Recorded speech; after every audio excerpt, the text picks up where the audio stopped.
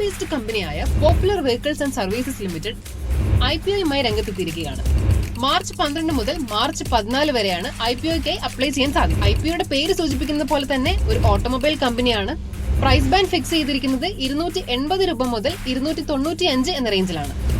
601.55 കോടിയാണ് IPOയിലൂടെ സമാഹരിക്കാനായി കമ്പനി ശ്രമിക്കുന്നത്. ഇതിൽ 250 കോടി രൂപ ഫ്രഷ് ഇഷ്യൂ ആയിട്ട് 351.55 കോടി OFS അഥവാ ഓഫർ ഫോർ സെയിൽ ആയിട്ടാണ് കമ്പനി പ്ലാൻ ചെയ്തത്.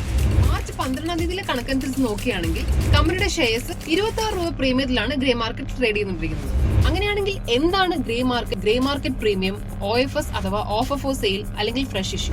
ഇങ്ങനെയുള്ള IPO ടേംസിനെ പറ്റി തീർച്ചയായും നിങ്ങൾക്കൊരു ഡൗട്ട് ഉണ്ടാകും. അപ്പോൾ തീർച്ചയായും ഇതിനെപ്പറ്റി എല്ലാം നമ്മൾ അടുത്തൊരു വീഡിയോയിൽ ഡിസ്കസ് ചെയ്യുന്നതായിരിക്കും.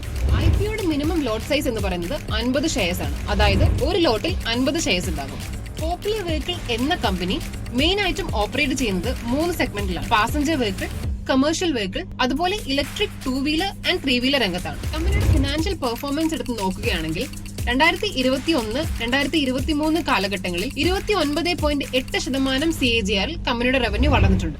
അപ്ലൈ ചെയ്ത IPO നിങ്ങൾക്ക് ലഭിച്ചോ ഇല്ലയോ എന്നുള്ളത് മാർച്ച് 15 നിങ്ങൾക്ക് അറിയാൻ സാധിക്കും. അതുപോലെ തന്നെ കമ്പനിയുടെ ഷെയർസ് മാർച്ച് 19 സ്റ്റോക്ക് മാർക്കറ്റിൽ ലിസ്റ്റ് ചെയ്യപ്പെടുമെന്നാണ് ഇതുവരെയുള്ള റിപ്പോർട്ടുകൾ സൂചിപ്പിക്കുന്നത്. കേരള, തമിഴ്നാട്, കർണാടക, ഉത്തർപ്രദേശ്, മഹാരാഷ്ട്ര എന്നിവിടങ്ങളിലെല്ലാം ശക്തമായ പ്രസൻസ് ഉള്ള കമ്പനി തന്നെയാണ് പോപ്പുലർ വെഹിക്കിൾസ്. അപ്പോൾ നിങ്ങൾ ഈ IPOയിൽ അപ്ലൈ ചെയ്യുന്നുണ്ടോ ഇല്ലയോ എന്നുള്ളത് കമന്റ് ചെയ്തറിയിക്കും.